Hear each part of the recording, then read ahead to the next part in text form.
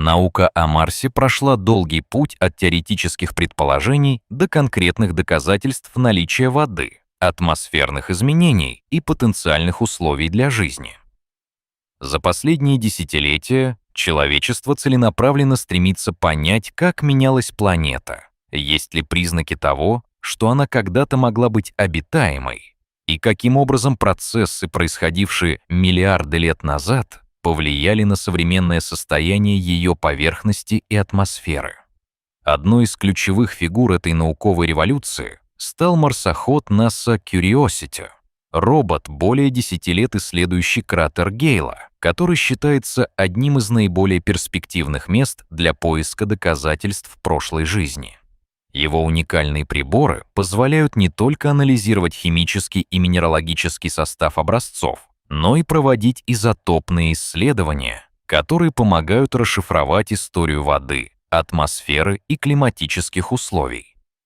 Запущенный Дей в 2011 году, марсоход Curiosity был предназначен для верификации гипотез о наличии древних условий, способных поддерживать жизнь. Его главные задачи включали анализ химического состава пород и минералов, сохранивших следы процессов, происходивших миллиарды лет назад, исследование химического и изотопного состава воды, содержащейся в породах, изучение климатических условий в различные эпохи, в частности, возможность существования достаточно теплых и влажных условий, внутренний и внешний мониторинг атмосферы и поверхности Марса, через что можно получить представление о динамических изменениях.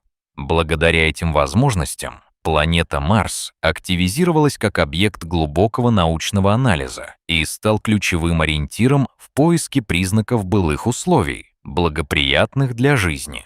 Обратимся к конкретным результатам анализа, проведенного на месте. В течение первых лет работы Curiosity получила множество образцов грунта и пород, в которых были найдены минералы, характерные для водяных сред, глинистые минералы, силикаты, а также богатство органических соединений. Все это свидетельствует о том, что вода в кратере Гейла существовала и взаимодействовала с породами, формируя характерные минералы. Отдельное внимание уделяется возрасту этих образцов – около 3,7 миллиарда лет назад. В те времена климат на Марсе, судя по всему, был значительно теплее и влажнее современного. Это подтверждается изотопными показателями, а именно соотношениями тяжелого кислорода 18 и легкого кислорода 16, заключенных в минералах. Эти изотопы, разновидности одного и того же элемента с разными наборами нейтронов, служат замечательным инструментом для изучения гидрологических и атмосферных процессов. Кислород-18 является тяжелым изотопом кислорода, тяжелее, чем наиболее распространенная форма – кислород-16, которая содержит 2 нейтрона. В теории при испарении воды молекулы, содержащие кислород-16, легче и в большей степени переходят в газовую фазу, чем содержащие кислород-18. В результате воды, которая остается в минералах, становится обогащенной тяжелым изотопом. Эксперименты и измерения свидетельствуют о том, что наличие повышенного содержания кислорода 18 указывает на то, что в прошлом вода в кратере Гейла подвергалась интенсивным процессам испарения, интенсивнее, чем во времена формирования пород. Это говорит о том, что климат был не просто теплым, а условия для активного испарения и дегидратации поверхности. Изотопный анализ в контексте Марса является мощным инструментом для реконструкции его долгосрочной истории. Он позволяет выяснить, насколько интенсивно планета теряла воду и атмосферу, какие гипотезы о климате могут быть подтверждены. Как показывают данные, несмотря на некоторую схожесть соотношений кислорода изотопов с земными, есть и значительные различия. Особенно примечено, что в образцах присутствует явное преобладание тяжелого кислорода-18.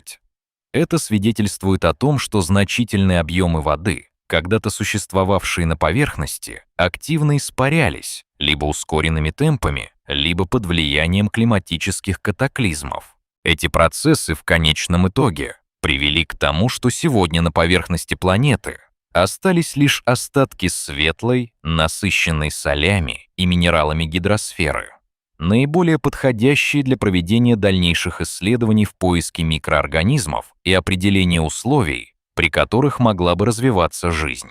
Обнаружены свидетельства того, что, несмотря на активное испарение воды, поверхность кратера Гейла продолжала испытывать влияние химического выветривания, процессы преобразования минералов под воздействием воды, воздуха и солнечного света. Это свидетельствует о том, что климатический сдвиг не был моментальным, а проходил постепенно, в течение миллионов лет. Сам гидрохимический анализ показывает, что вода в те времена обладала практически нейтральным уровнем кислотности и низкой соленостью. Наличие органических соединений, обнаруженных в породах, подтверждает, что состава среды было достаточно, чтобы поддерживать микроорганизмы. Возможно, в условиях такой воды существовали микроорганизмы, использующие органические и неорганические источники энергии, первые признаки потенциальной жизни. Доказательства химического выветривания включают изменение минералов в породах, разбавление и перемешивание веществ, а также формирование новых соединений, таких как силикатные минералы, присущие влажным условиям. Исследования изотопных состава свидетельствуют о массовых потерях воды. Эти процессы схожи с тем, что происходило на Земле, но в масштабе и условиях, характерных для другой планеты. Испарение воды — не только механический процесс, но и фактор, который в конечном итоге определил судьбу Марса как планеты с очень тонкой атмосферой. Понимание этих процессов важно и для оценки потенциальной устойчивости жизни на планете в прошлые эпохи. Если исходная вода исчезла, то и биологические продукты, формирующие основу для развития сложных экосистем, могли исчезнуть в результате изменения климатических условий.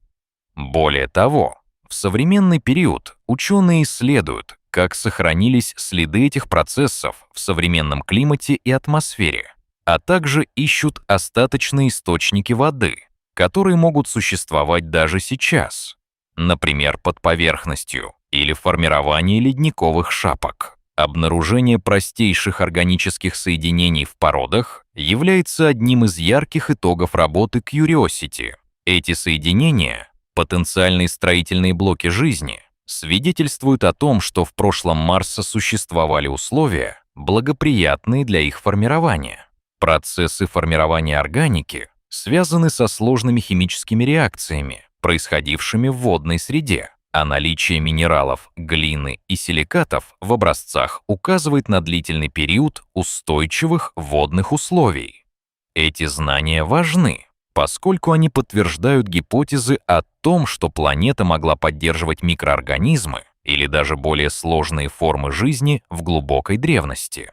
Изотопные соотношения кислорода и водорода являются не только инструментом реконструкции климатической истории, но и потенциальным маркером присутствия или следов жизнедеятельности. Вне зависимости от того, активно ли текущее или прошлое микроорганизмов поддерживали воду, изотопный состав помогает отследить процесс их возникновения и исчезновения. Особенно важным является открытие увеличенного содержания кислорода 18. Это не только свидетельство активного процесса испарения, но и возможность определить, при каких условиях существовала вода и какие процессы влияли на ее химический состав. Эти данные помогают сформировать модель динамики атмосферы и гидросферы за миллиарды лет, оценивая вероятность появления пресной воды и, следовательно, потенциала для появления жизни. Несомненно, полученные результаты открывают новые горизонты для планетарных наук. В настоящее время технологии позволяют проводить спектроскопию и изотопный анализ непосредственно на поверхности, но для полного понимания истории Марса необходимы миссии, способные добывать образцы глубже, чем это было доступно ранее.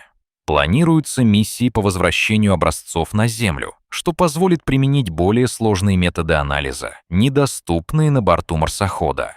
Также будут разрабатываться новые инструменты, позволяющие мониторить динамику данных изотопов в реальном времени и создавать более полные модели климатических изменений. Важность этих исследований не ограничивается только планетарной наукой. Они помогают понять общие принципы эволюции планет, процессы потери воды, изменений климата и возможных путей возникновения жизни в разных уголках Вселенной.